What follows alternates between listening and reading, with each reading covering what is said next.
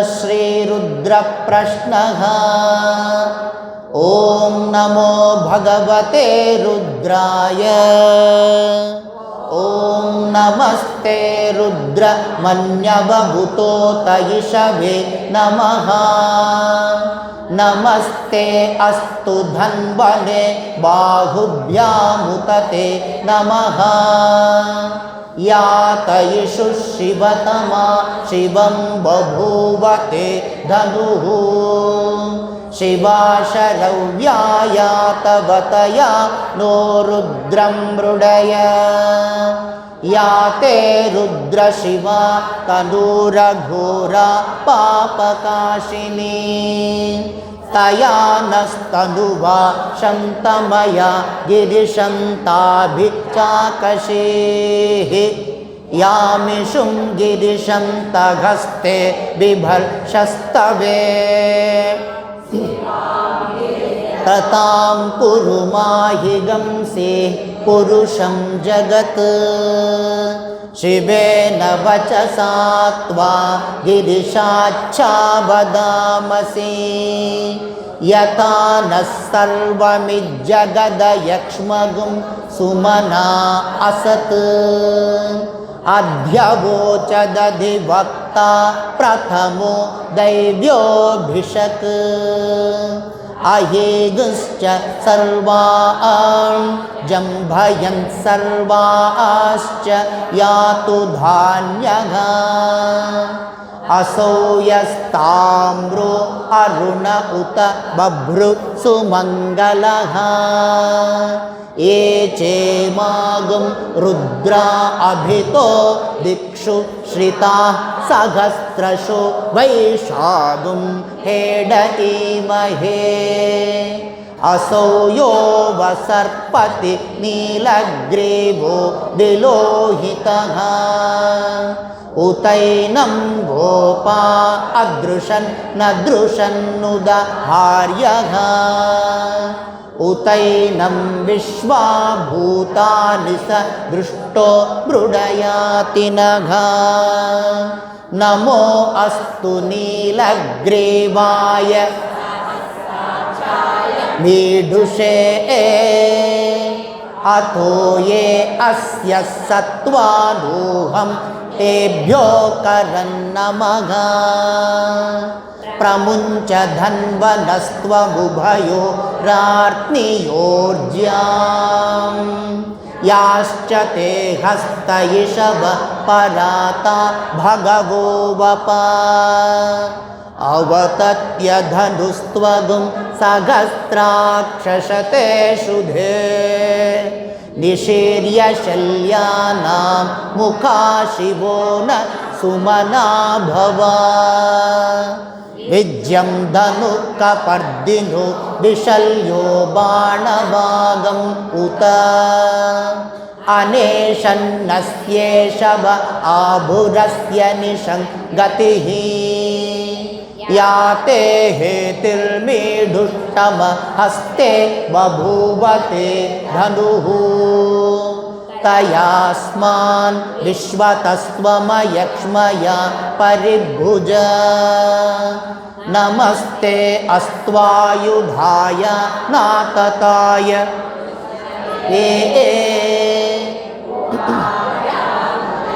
नमो बाहुभ्यां तव धन्वने। परिते धन्वनो हेतिरस्मान् वृणक्तु विश्वतः। अतो य इषुधिस्तवारे अस्मन्निधेहितम्।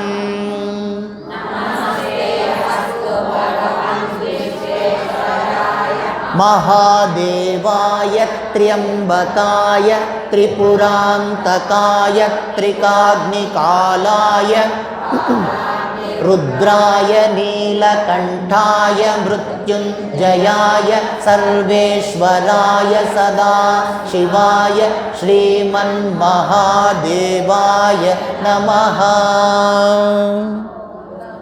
नमो हिरण्यबाघवे सेनान्ये दिशां च पतये नमो नमो वृक्षेभ्यो हरिकेशेभ्यः पशूनां पतये नमो नमः सस्पिञ्जराय विषीमते पथीनां पतये नमो नमो बभ्लुषाय दिव्याधिनेन्नानां पतये नमो नमो हरिकेशायोपवीतिने पुष्टानां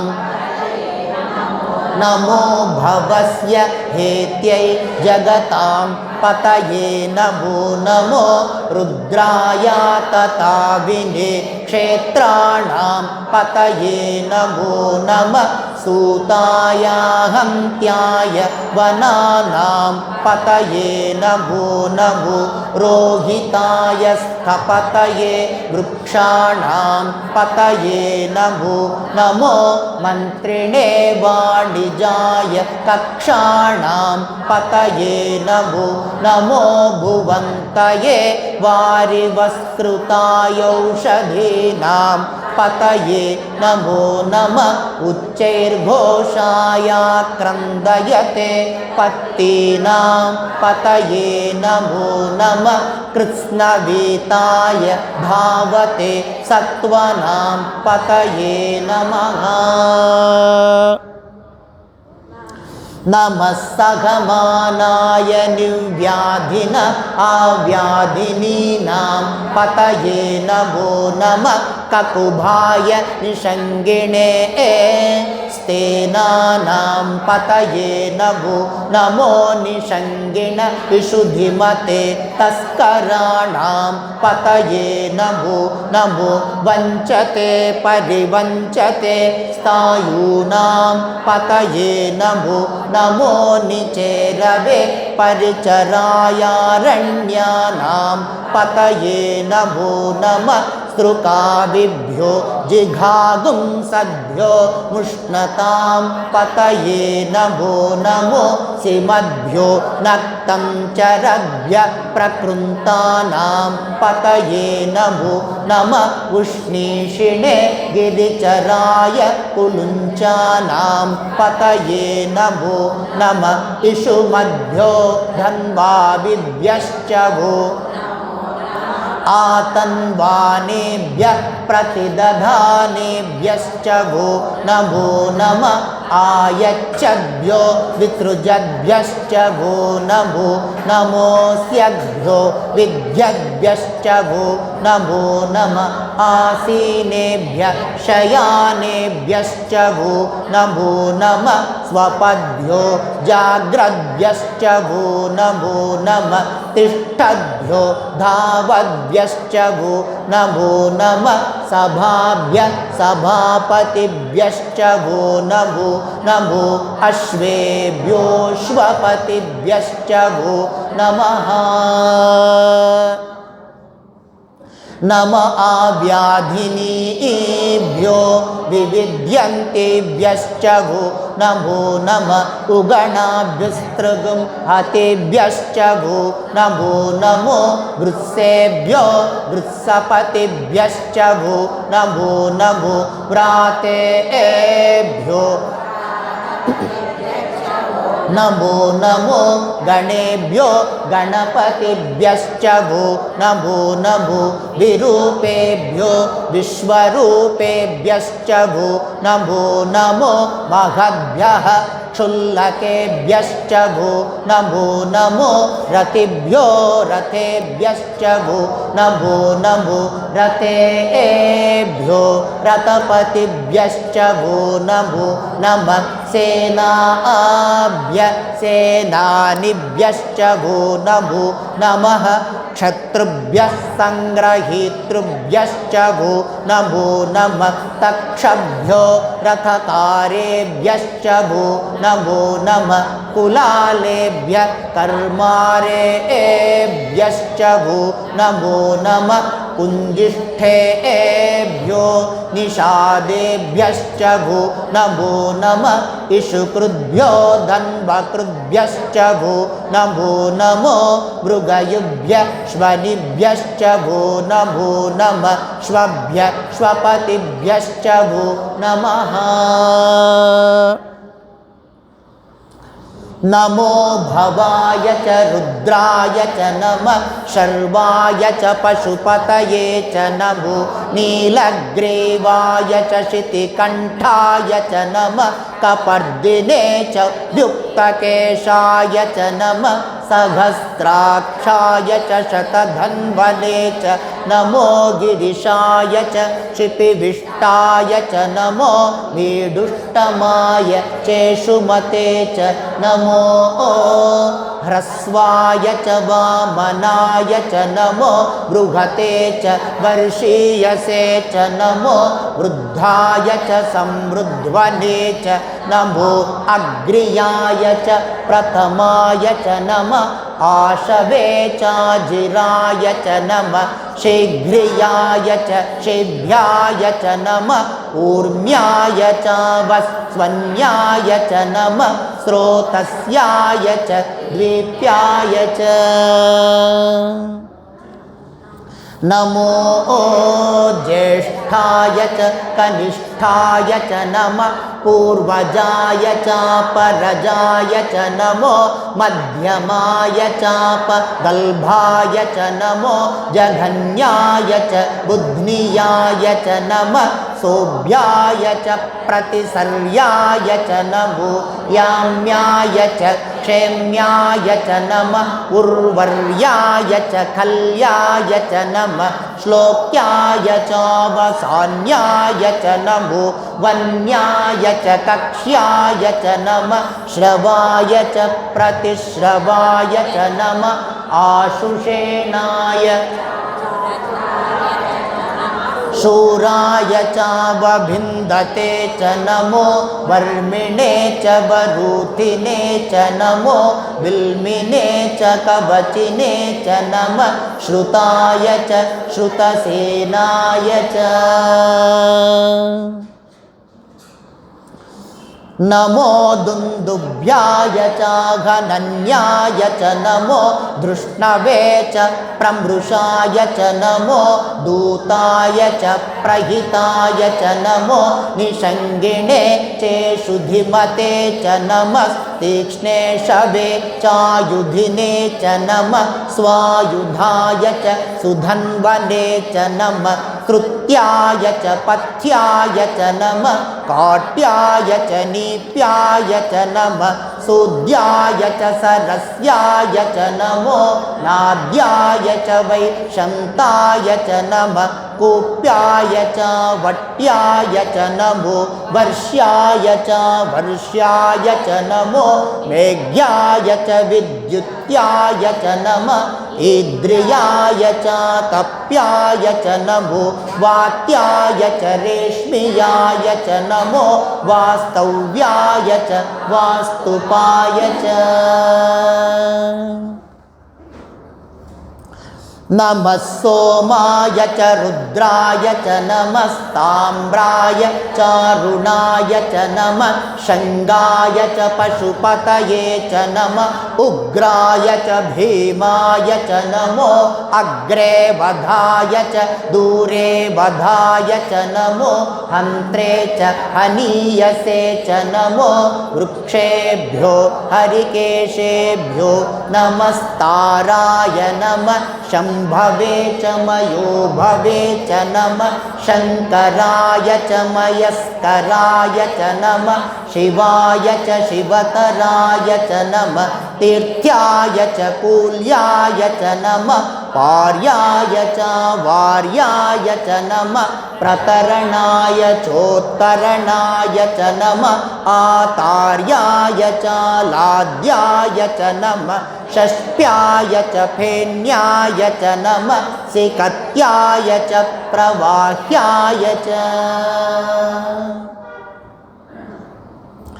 नम इरिण्याय च प्रपत्याय च नम किगुंशिलाय च शयनाय च नम कपर्दिने च पुलस्तये च नमो गोष्ठ्याय च गृह्याय च नम तल्प्याय च गेह्याय च नम काट्याय च गौवरिष्ठाय च नमो हृदयाय च निवेश्याय च नम पागुंसव्याय च रजस्याय च नम शुष्क्याय च गरित्याय च नमो लोप्याय चोलप्याय च नम ऊर्व्याय च सूर्म्याय च नम पर्ण्याय च पर्णशद्याय च नमो पगुरमाणाय चाभिघ्नते च नम आखिदते च प्रखिदते च नमो वक्किरिकेभ्यो देवानागुंभ्यो नमो विक्षीणकेभ्यो नमो विचिन्वत्केभ्यो नम आनिर्घतेभ्यो नम आमीवत्केभ्यः द्रापे अन्धसस्पते दरिद्रन्नीललोहिता येषां पुरुषाणामेषां पशूनां माभेर्मा रोमो येषां किञ्चनाममत् या ते रुद्रशिवा तनुशिवा विश्वाघभेषजे शिवा रुद्रस्य भेषजि तया नो मृड जीवसे इमागुं रुद्राय तवसे कपर्दिने क्षयद्वीराय प्रभरामहे मतिम् यथा नश्यमसद्विपदे चतुष्पदे विश्वं पुष्टं ग्रामे अस्मिन्ननातुरम् मृडानो रुद्रो तनु मयस्कृधि क्षयद्वीराय नमसा विधेमते यच्छं च योश्च मनुरायजे पिता तदस्याम तव रुद्रप्रणीतो मानो महान्तमुतमानो अर्भकं मान उक्षं तमुतमान उक्षितम् मानो वधे पितरं मोतमातरं प्रियामानस्तनुवो रुद्ररीरिषघ मानस्तोके तनये मान आयुषि मानु नो अश्वेषु रीरिषः वीरान्मानो रुद्रभामितो बधिर्हविष्मन्तो नमसा विधेमते आरात्ते गोघ्न उत पूरुषघ्ने क्षयद्वीराय सुम्नमस्मे ते अस्तु रक्षा च नो अधि च देव ब्रूह्यधा च न शर्म यच्छ विबर्हाः स्तुहि श्रुतं गर्तसदं युवानं मृगन्न भीममुपघत्नुमुग्रम् मृडाजरित्रे रुद्रस्तवानो अन्यन्ते अस्मन्निवपन्तु सेनाः परिणो रुद्रस्य हेतिर्वृणक्तु परिवेशस्य दुर्मतिरघायोः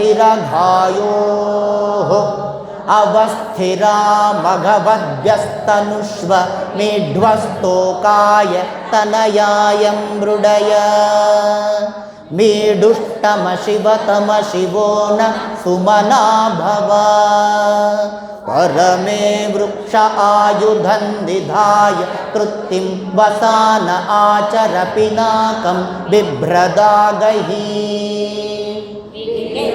विलोहित नमस्ते अस्तु भगवः यास्ते सहस्रगं हेतयो न्यमस्मन् निवपन्तु ताः सहस्राणि सहस्रधा बाहुवोस्तव हेतयः तासामीशानो भगव पराचीना मुखाकृधे सहस्राणि सहस्रशो ये रुद्रा अधिभूम्याम् तेषागुं सहस्रयोजनेव धन्वानि तन्मसि अस्मिन् महत्यर्णवेऽन्तरिक्षे भवा अधि नीलग्रीवा क्षितिकण्ठाः शर्वा अधः क्षमाचराः नीलग्रीवा क्षितिकण्ठा दिवगुं रुद्रावुपश्रिताः ये वृक्षेषु सस्पिञ्जरा नीलग्रीवा विलोहिताः ये भूतानामधिपतयो विशिखास कपर्दिनः ये अन्नेषु विविध्यन्ति पात्रेषु पिबतो जनान् ये पथां पथिरक्षय वृदा यौयुधः ये तीर्थानि प्रचरन्ति श्रुतावन्तो निषङ्गिणः य एतावन्तश्च भूयागुंसश्च दुशो रुद्रा वितस्थिरे तेषागुं सहस्रयोजनेव धन्वानि तन्मसि नमो रुद्रेभ्यो ये पृथिव्यां एन्तरिक्षे ये दिवि एषामन्नं वातो वर्षमिषवस्तेभ्यो दश प्राचीर्दश दक्षिणा दश प्रतीचीर्दशोदीचीर्दशोर्ध्वास्तेभ्यो नमस्ते नो मृडयन्तु तेयं विष्मो यश्च नो द्वेष्टि तम्भो जम्भे दधामि त्र्यम्बकं यजामहे सुगन्धिं पुष्टिवर्धनम् उर्वारुकमिव बन्धनान् मृत्योर्मुक्षीय मामृतात्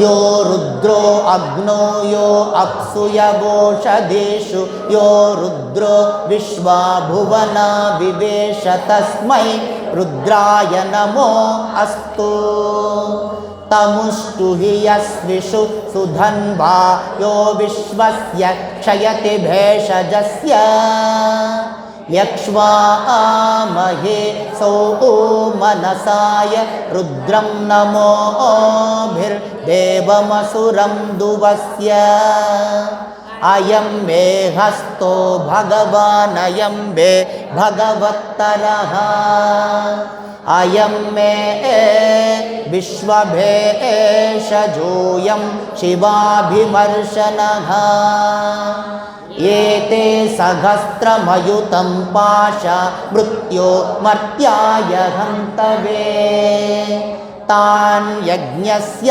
मायया सर्वान् वयजामहे मृत्यवे स्वाहा मृत्यवे स्वाहा ॐ नमो भगवते रुद्राय विष्णवे मृत्युर्मे पाहि प्राणानां ग्रन्थिरसि रुद्रो मा विशान्तकः तेनान्येनाप्यायस्व सदाशिवो ॐ तत्पुरुषाय विद्महे महादेवाय धीमहि तन्नो रुद्रः प्रचोदयात् ॐ शान्ति शान्ति शान्तिः हरिः ॐ तत्सत् श्रीशिवार्पणमस्तु श्रीरमा सत्यनारायण स्वामी अर्पणमस्तु श्रीहरिहरेश्वर स्वामी अर्पणमस्तु श्रीललिता परमेश्वरी माता अर्पणमस्तु श्रीसुब्रह्मण्येश्वरार्पणमस्तु ಶ್ರೀ ಶಾರದಾ ರಾಮಕೃಷ್ಣಾರ್ಪಣಮಸ್ತು.